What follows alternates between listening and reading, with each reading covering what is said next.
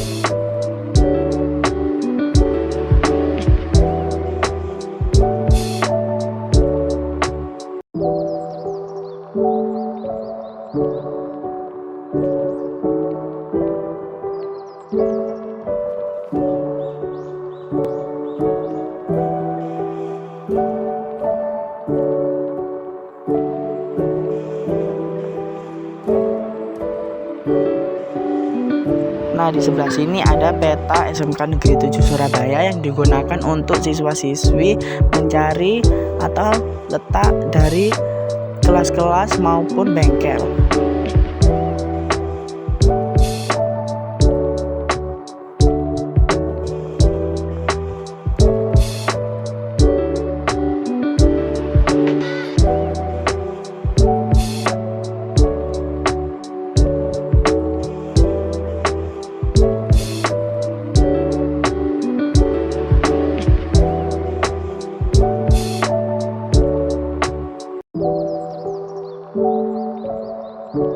Nah, di sebelah sini ada pospi. Biasanya pospi digunakan untuk para siswa-siswi membaca buku, menulis, dan lain-lain.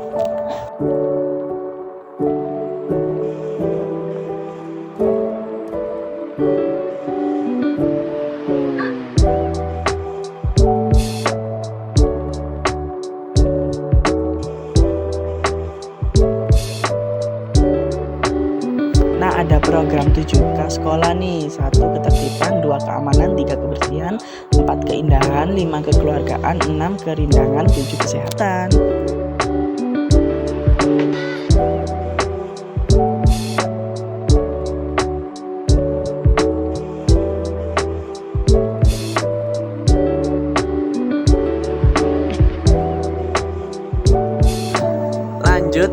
ikut aku untuk mereview taman yang ada di SMK Negeri 7 Surabaya.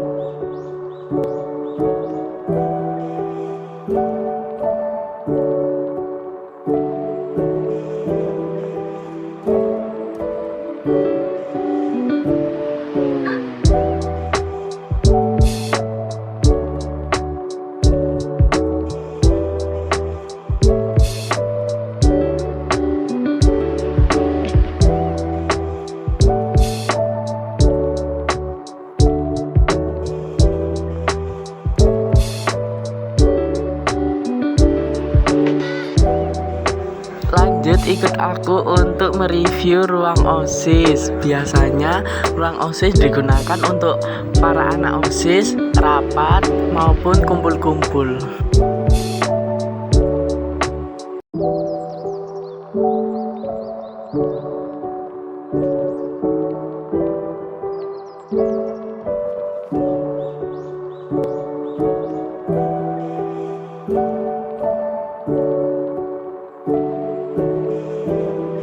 Ayo lanjut ikut aku untuk mereview Seven Store.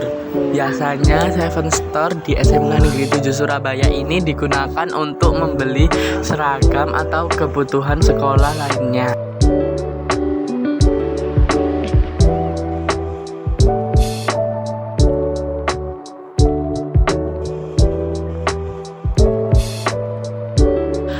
SMK Negeri 7 Surabaya juga sekolah ramah anak, dilarang bully.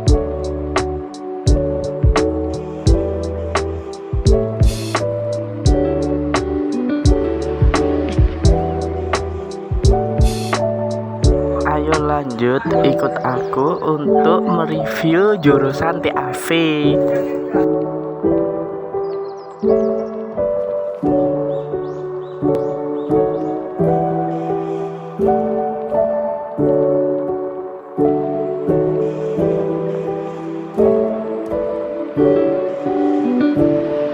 Ayo ikut aku untuk mereview Kopsis TAV.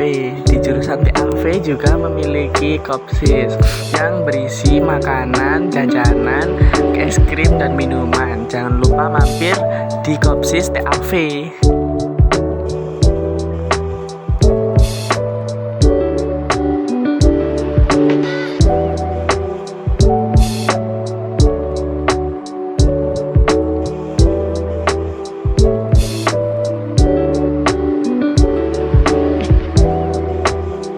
Di sebelah sini ada penjelasan apa itu TAV, konsentrasi pembelajaran di TAV, dan lulusan pekerjaan TAV.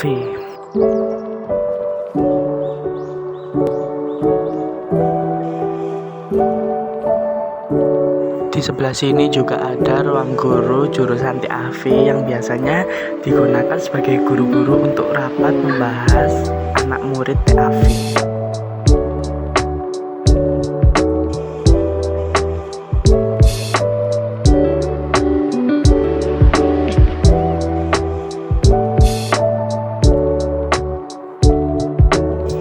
Di sebelah sini juga ada bengkel radio dan TV yang biasanya digunakan untuk para siswa-siswi membenarkan radio dan TV atau mempelajarinya.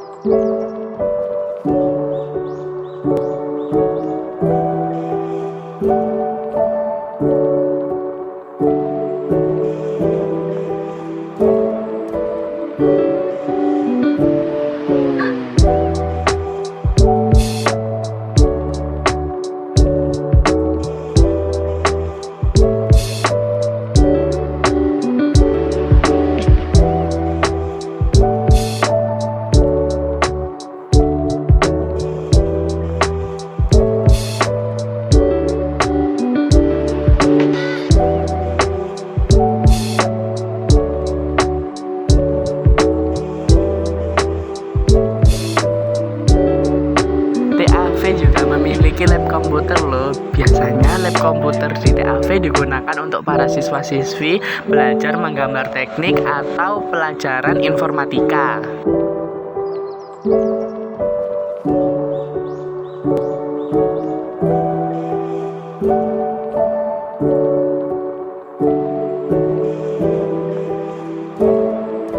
Ada aturan saat menggunakan seragam bengkel jurusan TAV.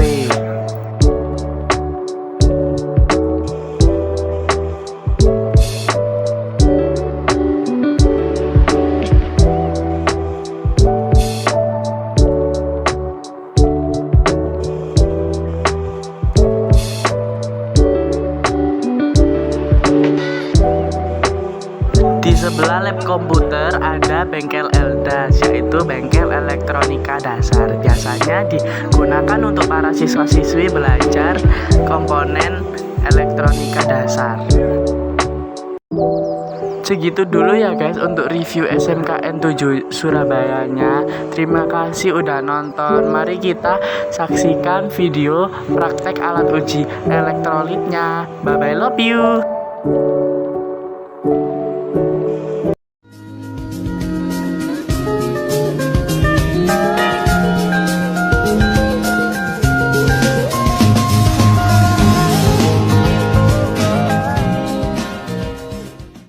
Assalamualaikum warahmatullahi wabarakatuh.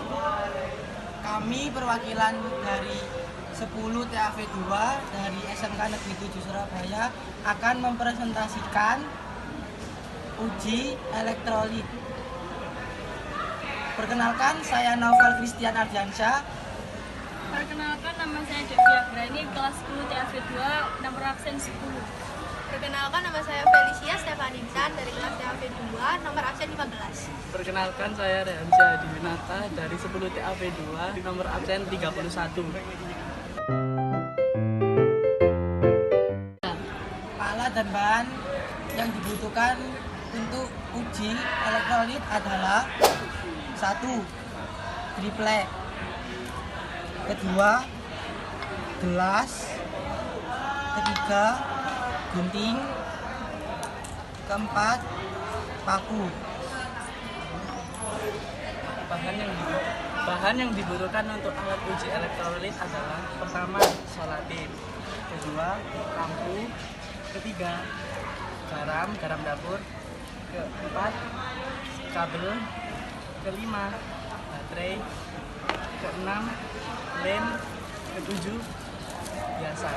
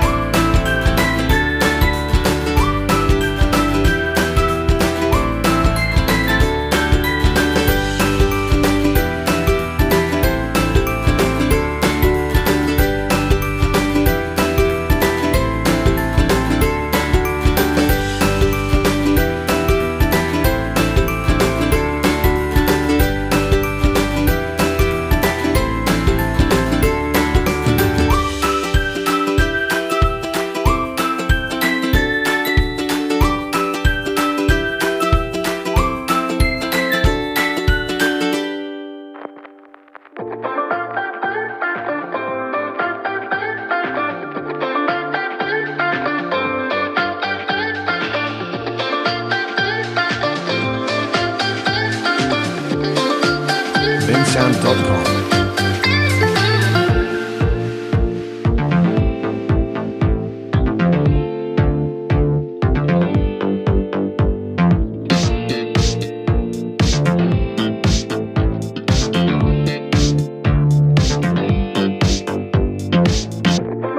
bensound.com.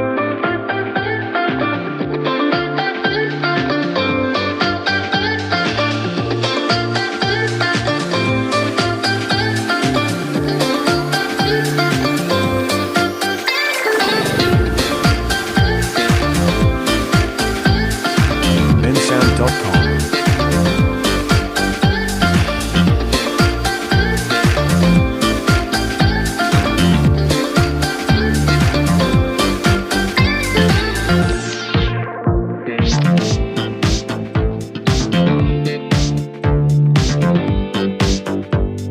bensound.com.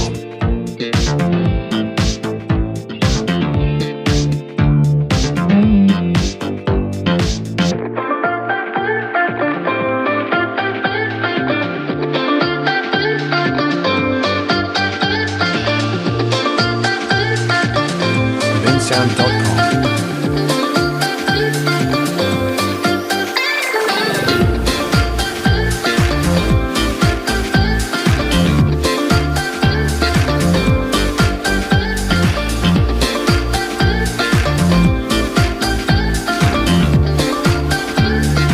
bensound.com.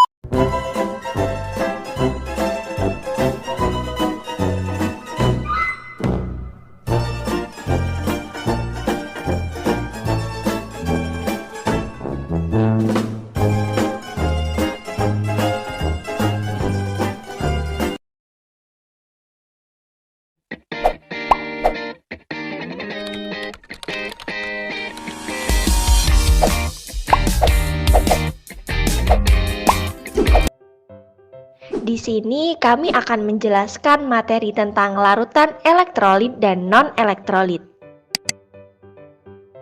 Berikut adalah kompetensi inti, kompetensi dasar, indikator, tujuan pembelajaran, dan peta konsep.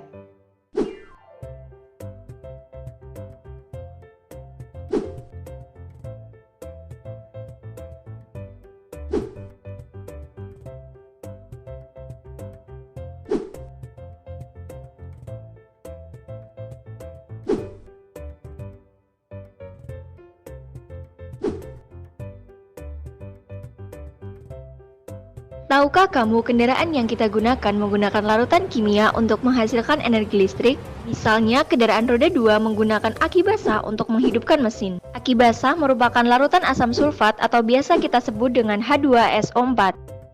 Lalu bagaimana prinsip kerja dari aki basah sehingga kita bisa menggunakan kendaraan pada malam hari karena ada lampu penerangan yang dihasilkan dari aki tersebut? Untuk lebih jelas, simak materi berikut. Tahukah kamu apa itu larutan? Larutan adalah campuran homogen dari dua zat atau lebih. Pelarut dan zat terlarut tercampur sempurna sehingga tidak bisa dibedakan lagi mana pelarut dan mana zat terlarutnya. Larutan tersusun dari pelarut atau solvent dan zat terlarut atau solut. Umumnya, zat pelarut adalah komponen yang paling banyak dalam larutan, sedangkan zat terlarut adalah komponen yang memiliki jumlah sedikit dalam sistem larutan. Berdasarkan daya hantar listriknya, larutan dibedakan menjadi dua, yaitu larutan elektrolit dan non-elektrolit. Perbedaan ini berdasarkan adanya daya hantar listrik pada larutan. Zat elektrolit dalam air akan terurai menjadi ion-ion, sedangkan zat non-elektrolit dalam pelarut air tidak terurai menjadi ion-ion. Menurut Svante August Arrhenius, larutan elektrolit bisa menghantarkan listrik karena mengandung ion-ion yang bergerak bebas. Ion-ion itulah yang menghantarkan listrik lewat larutannya. Sehingga larutan elektrolit merupakan larutan yang dapat menghantarkan arus listrik karena zatnya dapat terurai atau terionisasi menjadi ion. Kemudian ion-ionnya bergerak bebas sehingga dapat menghantarkan arus listrik. Larutan elektrolit dibagi menjadi dua, yaitu larutan elektrolit kuat dan elektrolit lemah. Larutan elektrolit kuat adalah larutan yang dapat menghantarkan arus listrik dengan baik. Zatnya terionisasi dengan sempurna, ditandai dengan panas searah, dan dinyatakan alfa sama dengan 1. Misalnya, H2SO4 menjadi 2H++ SO4 2-.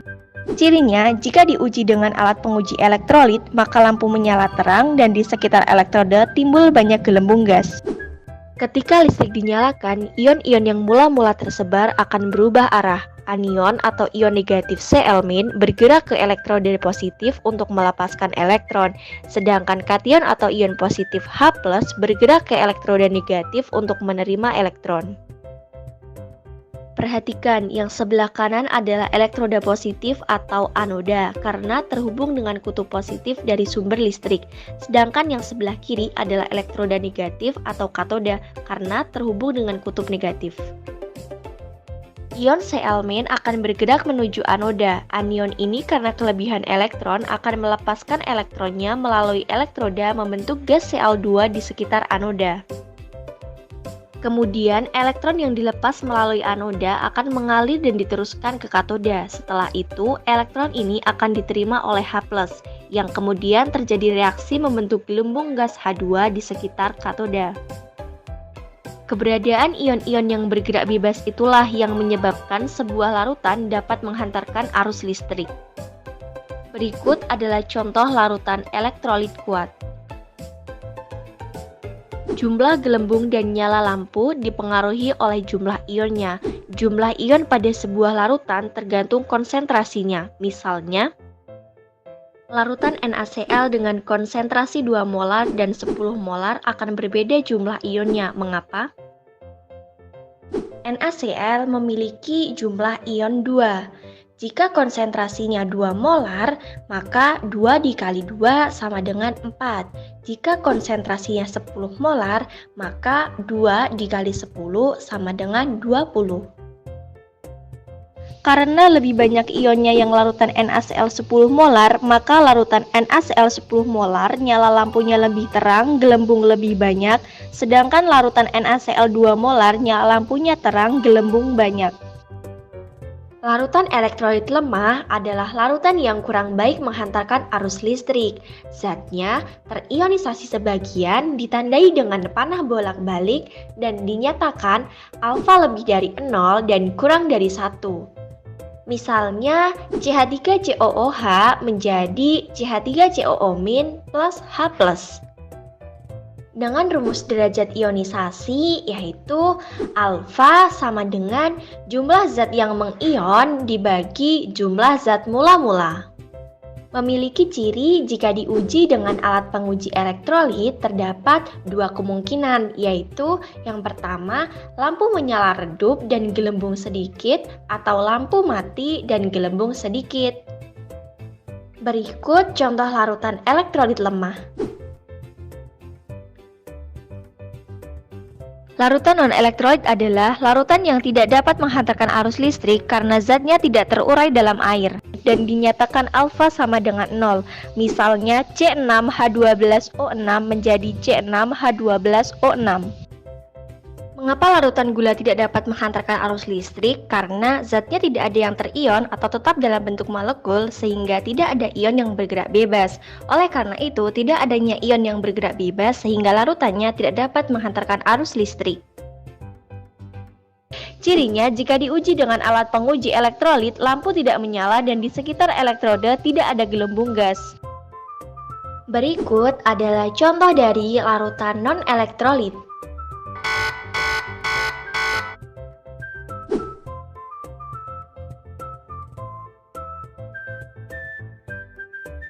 Selanjutnya, jenis ikatan senyawa dalam larutan elektrolit dan non-elektrolit. Senyawa ion merupakan senyawa yang dibentuk dari ikatan ion. Contohnya, natrium klorida, natrium hidroksida, kalium klorida, dan kalium hidroksida. Senyawa ion dalam bentuk padatan tidak dapat menghantarkan arus listrik sebab ion-ionnya tidak bergerak bebas. Sedangkan senyawa ion dalam bentuk lelehan dapat menghantarkan listrik sebab ion-ionnya dapat bergerak relatif lebih bebas dibandingkan ion-ion dalam zat padat. Kemudian, senyawa ion dalam bentuk larutan dapat menghantarkan listrik sebab ion-ionnya dapat bergerak bebas.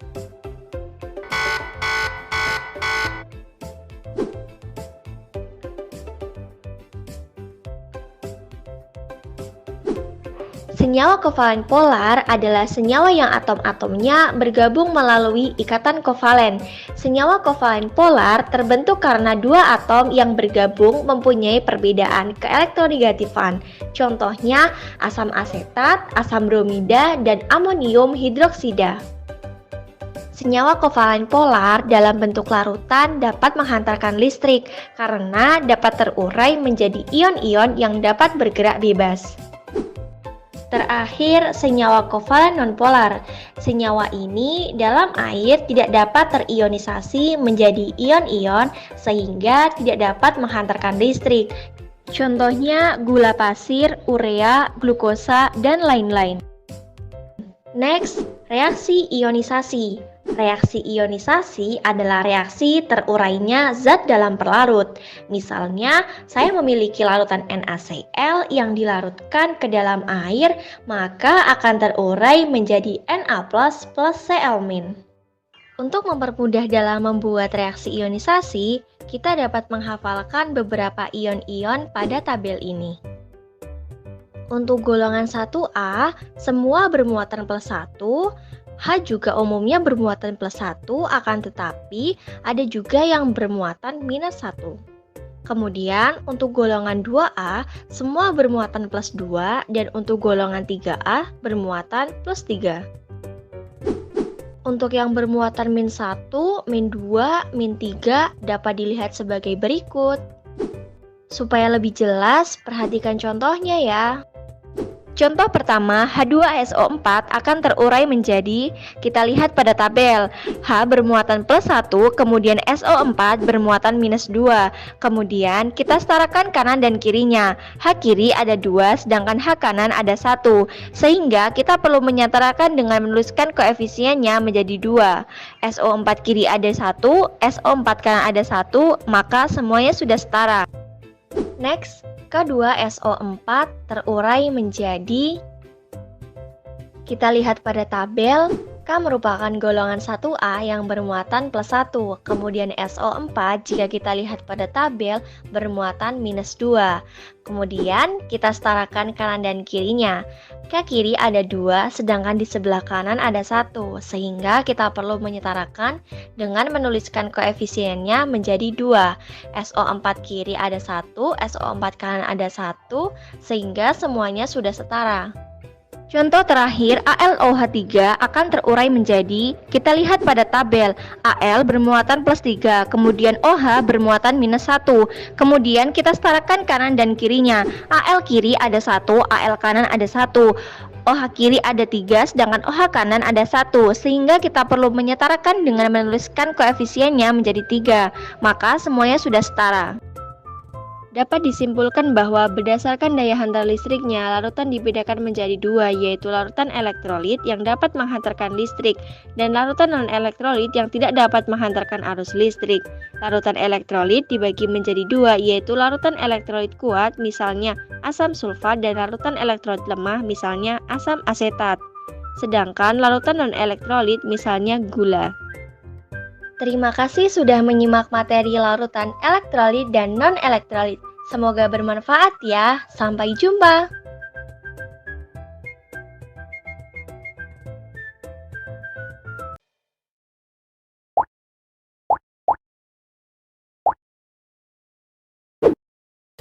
Pernahkah kalian berpikir, kenapa jika terjadi banjir di suatu daerah, maka aliran listrik yang ada di daerah tersebut akan dipadamkan?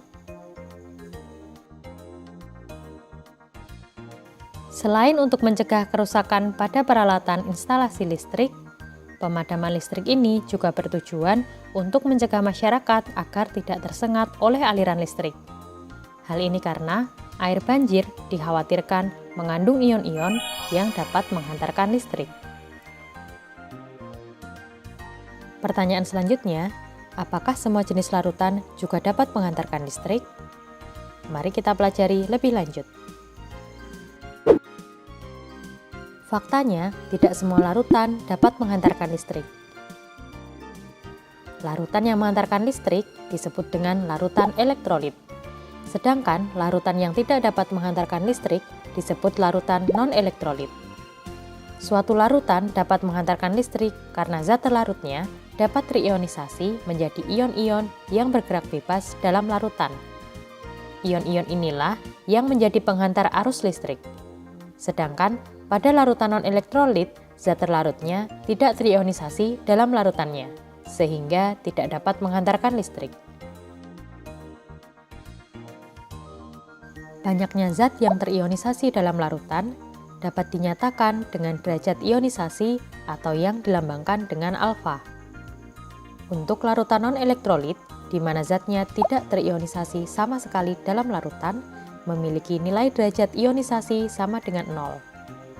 Sedangkan larutan elektrolit memiliki derajat ionisasi yang berbeda-beda tergantung kemampuannya terionisasi dalam larutan. Larutan yang dapat terionisasi sempurna dinamakan larutan elektrolit kuat. Larutan elektrolit kuat memiliki nilai derajat ionisasi sama dengan 1. Sedangkan larutan yang hanya terionisasi sebagian dinamakan elektrolit lemah. Elektrolit lemah memiliki nilai derajat ionisasi antara 0 sampai dengan 1. Untuk mengetahui apakah suatu zat termasuk larutan elektrolit kuat, elektrolit lemah, atau non-elektrolit, dapat dilakukan uji daya hantar listrik.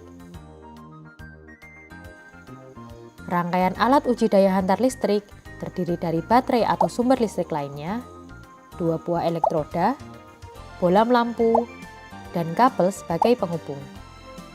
Untuk menguji daya hantar listrik, elektroda dicelupkan ke dalam larutan yang biasanya diletakkan ke dalam gelas beker. Larutan ini akan memberikan gejala yang berbeda tergantung dari daya hantar listriknya.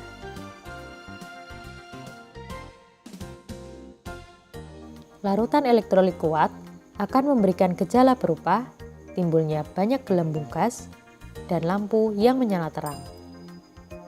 Sedangkan pada elektrolit lemah timbul sedikit gelembung gas dan bola lampu tidak menyala atau menyala redup. Sedangkan untuk larutan non-elektrolit tidak timbul gelembung gas dan lampu tidak menyala.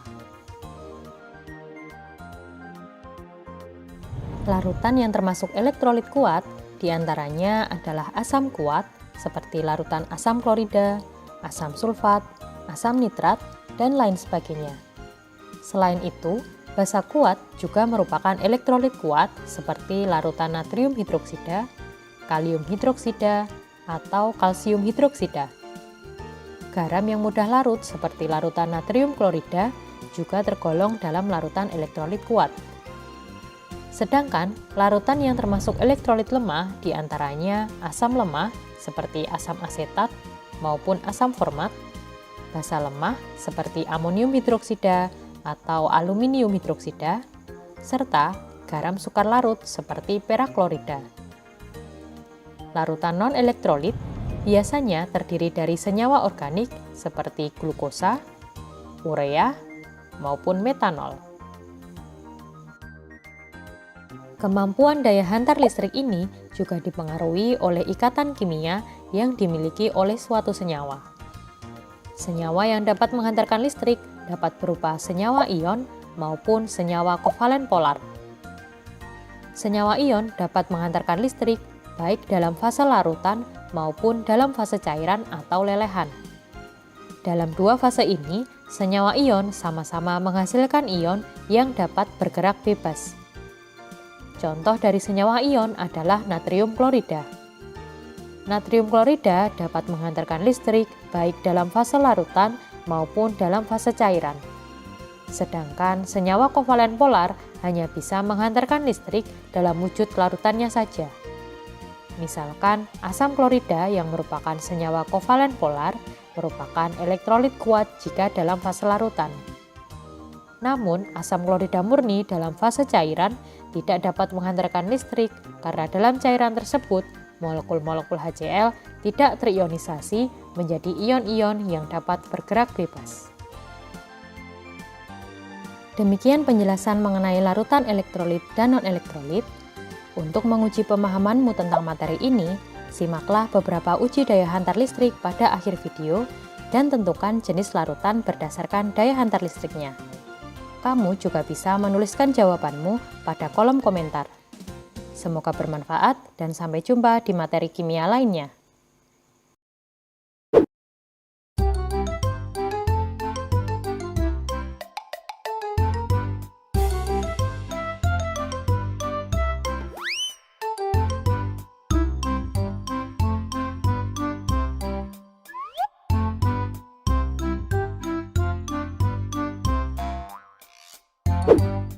Larutan itu sebagai campuran dua atau lebih zat yang tercampur secara rata atau sempurna. Nah, itu disebut dengan homogen, ya. Nah, contohnya ketika saya punya air putih, kemudian saya tambah dengan gula pasir, di mana gula pasir ini saya masukkan ke dalam air sampai dengan larut sempurna, maka hasil dari pencampuran air dan gula ini kita sebut dengan larutan gula. Ya. Oke, kemudian larutan itu terdiri dari dua komponen, teman-teman. Yaitu komponen zat terlarut dan satu lagi berarti zat pelarut. Zat terlarut ini biasa juga disebut dengan solut, sementara zat pelarut ini biasa juga disebut dengan solvent. Nah, teman-teman, biasanya jumlah zat pelarut ini lebih banyak atau merupakan yang terbanyak di antara zat-zat lain. Ya, jadi disebut pelarut jika jumlahnya itu lebih banyak atau paling banyak ya. Nah, kalau tadi di depan kita sudah membahas contoh larutan gula, tadi kan ada air, kemudian dimasukkan gula, maka zat pelarutnya di dalam larutan gula itu tadi adalah air.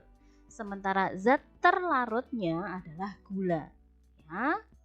Oke, kemudian teman-teman harus ingat bahwa larutan itu tidak terbatas pada sistem cairan saja, melainkan ada juga padatan dan ada juga yang gas. Sehingga kita bisa menulis bahwa larutan itu jenisnya ada 3. Ada yang berwujud cairan, ada larutan yang berwujud padatan, dan ada juga larutan dari gas. Nah, namun secara umum kalau di kimia itu kalau kita katakan larutan itu biasanya secara umum adalah yang wujudnya cairan ya. Jadi kalau ada istilah larutan itu secara umum yang wujudnya cairan. Sementara kalau yang wujudnya padatan dan gas itu biasa disebut dengan larutan padat atau larutan gas. Jadi kalau hanya larutan saja itu berarti adalah wujudnya cairan. Nah, contohnya apa? Kalau yang cairan contohnya tadi ya larutan gula, kemudian alkohol misalkan 10 mili alkohol dalam 1 liter air itu kita sebut dengan larutan alkohol. Kemudian contoh yang larutan padat itu contohnya ada kuningan teman-teman. Dimana kuningan itu merupakan campuran yang homogen antara tembaga dan seng. Ya, boleh kita tuliskan larutan padatan itu tadi campuran antara tembaga dengan seng yang tercampur sempurna. Itu disebut larutan padat. Kemudian ada juga larutan gas. Nah, sebenarnya udara di atmosfer ini merupakan larutan gas teman-teman, di mana ada gas oksigen, gas karbon dioksida yang tercampur secara homogen di udara kita di atmosfer ya. Jadi seperti itu teman-teman. Kemudian yang akan kita pelajari di bab kali ini adalah larutan berdasarkan daya hantar listriknya. Jadi nanti larutan berdasarkan daya hantar listriknya ini ada 2 teman-teman. Ada elektrolit dan ada non-elektrolit. Nah, ditentukannya itu melalui percobaan. Nah, percobaannya seperti apa? Percobaannya seperti ini teman-teman. Jadi ini adalah larutan ya. Yang bening di gelas kimia ini adalah larutan, suatu larutan gitu ya. Nah, kalau larutan ini nantinya bisa menghantarkan listrik, maka dia akan mampu menyalakan lampu. Jadi ini ada suatu larutan, kemudian dihubungkan dengan kabel, lalu dihubungkan dengan ini lampu ya teman-teman, dihubungkan dengan lampu. Nah, kalau larutan itu bisa menyalakan lampu, artinya berarti kan larutan tersebut bisa menghantarkan listrik. Sementara ada juga jenis larutan yang tidak bisa menghantarkan listrik. Ya. Nah, percobaannya kalau skemanya itu bisa kita gambarkan seperti ini teman-teman. Jadi ini ada yang namanya larutan uji. Jadi ini larutannya. Kemudian ada anoda. Anoda ini adalah kutub positif ya. Jadi anoda ini terbuat dari karbon bisa ya. Anoda dan katoda ini bisa juga disebut sebagai elektroda. Kalau anoda ini kutub positif, sementara katoda itu kutub negatif ya. Jadi tadi larutan dihubungkan dengan elektroda, kemudian ini dihubungkan dengan kabel gitu ya. Lalu ada di sini lampu sebagai indikator apakah larutan itu bisa menghantarkan listrik atau tidak. Jika larutan bisa menghantarkan listrik, maka lampunya akan menyala. Jika larutan tidak menghantarkan listrik, maka begitu juga lampu juga tidak akan menyala. Nah, ada percobaan lain untuk menentukan gejala daya hantar listrik dari larutan, yaitu dengan mengamati gelembung yang terjadi di elektroda. Jadi kalau di elektroda ini ada gelembung, maka larutan itu bisa menghantarkan listrik karena terjadi aliran listrik. Larutan berdasarkan daya hantar listriknya itu dibedakan menjadi 2 teman-teman. Yang pertama adalah larutan yang bisa menghantarkan listrik, kita sebut dengan larutan elektrolit. Lalu yang kedua adalah larutan yang tidak bisa menghantarkan listrik, kita sebut dengan larutan non elektrolit ya. Jadi kalau larutan elektrolit ini tadi pengertiannya adalah bisa atau dapat menghantarkan listrik ya. Sementara yang larutan non elektrolit ini tadi tidak bisa menghantarkan listrik. Nah, teman-teman, larutan elektrolit ini masih bisa kita bagi lagi menjadi dua jenis, yaitu larutan elektrolit kuat dan larutan elektrolit lemah. Kalau kita lihat dari ciri-cirinya, larutan elektrolit kuat itu tadi cirinya adalah dia bisa menyalakan lampu dan lampunya menyala terang. Ciri yang kedua, di elektroda itu terdapat gelembung-gelembung yang banyak. Itu kalau elektrolit kuat. Nah, kalau elektrolit lemah cirinya adalah lampu yang tadinya tidak menyala itu bisa menyala tetapi nyalanya redup. Ciri yang kedua untuk larutan elektrolit lemah yaitu di elektroda itu timbul gelembung namun jumlahnya sedikit, tidak sebanyak yang elektrolit kuat tadi. Apa saja sih yang termasuk larutan elektrolit kuat? Elektrolit kuat itu ada 3 senyawa yang bersifat elektrolit kuat, yaitu asam kuat, kemudian ada basa kuat, satu lagi adalah garam. Kemudian elektrolit lemah itu adalah asam lemah. Kemudian ada juga basa lemah. Lalu juga bisa garam yang berasal dari asam lemah dan basa lemah. Jadi kalau yang elektrolit kuat tadi garamnya berasal dari asam kuat dan basa kuat. Oke, kita ke contohnya supaya lebih mudah. Jadi kalau asam kuat itu contohnya ada beberapa yang termasuk asam kuat yaitu HCl atau asam klorida. Kemudian ada HNO3 asam nitrat. Kemudian ada H2SO4 yaitu asam sulfat.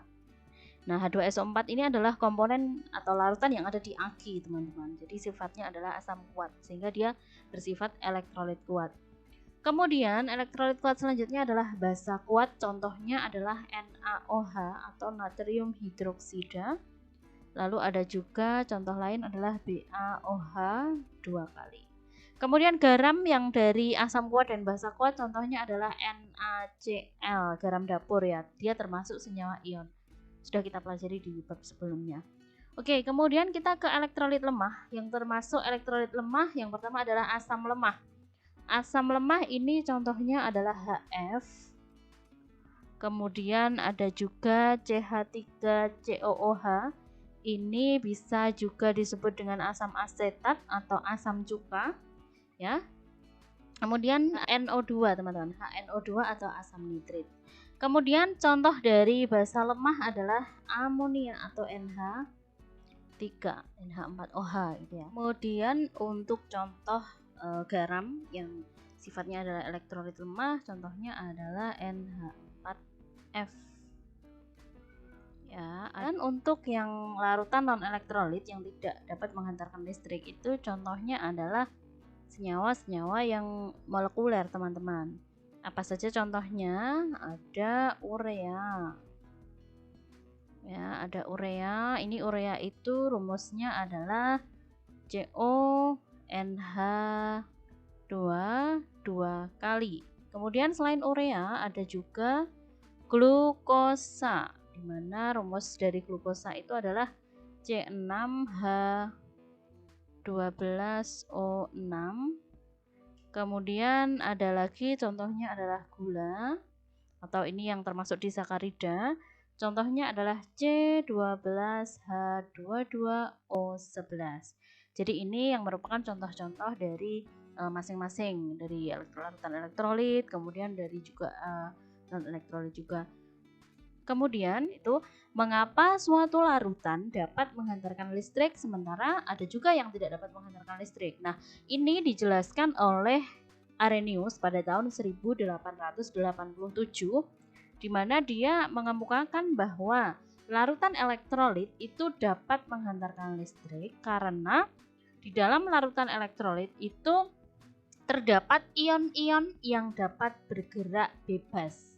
Ya, jadi kalau kita contohkan elektrolit kuat tadi contohnya, misalkan saja contohnya adalah NaCl ya, garam ya, NaCl. Ini menurut Arrhenius di dalam larutan NaCl ini ada ion-ion yang bergerak bebas. Ion apa saja? Yaitu ion Na+ dan ion Cl-. Artinya di dalam larutan garam ya, dalam hal ini di dalam larutan NaCl, maka di dalamnya itu terdapat Na+ dan Cl-nya. Ya, jadi Na+ ini terurai menjadi Na+ dan Cl-, gitu ya teman-teman.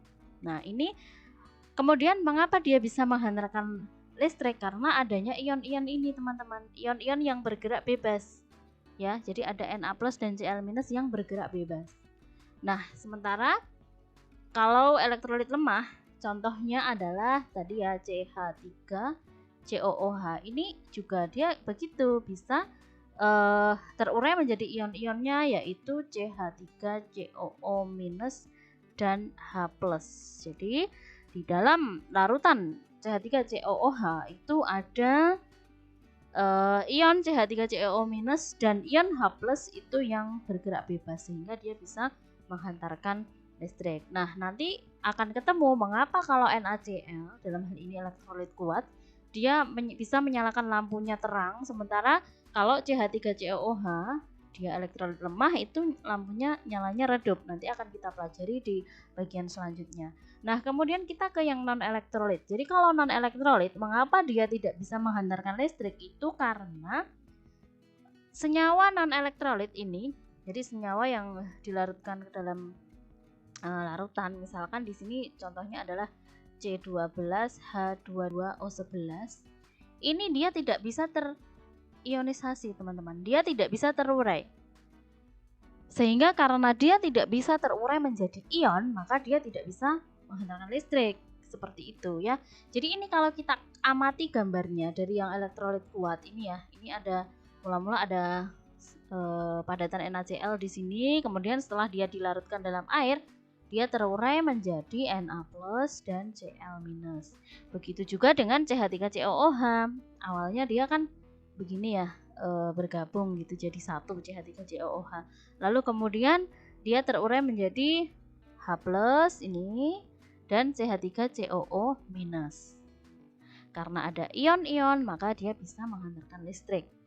Nah, sementara yang C12H22O11 ini mulanya padatan seperti ini, kemudian dilarutkan ke dalam air, tetap dalam molekul C12H22O11. Jadi dia tidak bisa terurai menjadi ion-ionnya. Oke, jadi itulah sebabnya mengapa ada larutan elektrolit dan juga ada larutan non elektrolit. Nah, kemudian kita akan membahas mengapa yang elektrolit kuat ini tadi dia bisa menyalakan lampunya terang, sementara yang elektrolit lemah dia tidak bisa menyalakan lampu dengan terang. Jadi dia hanya bisa menyalakan lampu tapi redup. Ini karena adanya yang kita sebut dengan derajat ionisasi yang akan kita pelajari di bagian ini. Nah, apa yang dimaksud dengan derajat ionisasi? Jadi derajat ionisasi itu merupakan perbandingan antara jumlah zat yang terionisasi dengan jumlah zat mula-mula. Simbol dari derajat ionisasi itu adalah alfa, teman-teman, ya. Hingga kita bisa rumuskan alfa sebagai jumlah zat yang terionisasi per ya, atau dibagi dengan jumlah zat mula-mula. Nah, ini biasanya nanti dalam mol ya, teman-teman. Nah, kemudian kita ke masalah yang tadi. Mengapa larutan elektrolit kuat bisa menyalakan lampunya secara terang, kemudian elektrolit lemah bisa menyalakan lampunya tapi hanya redup.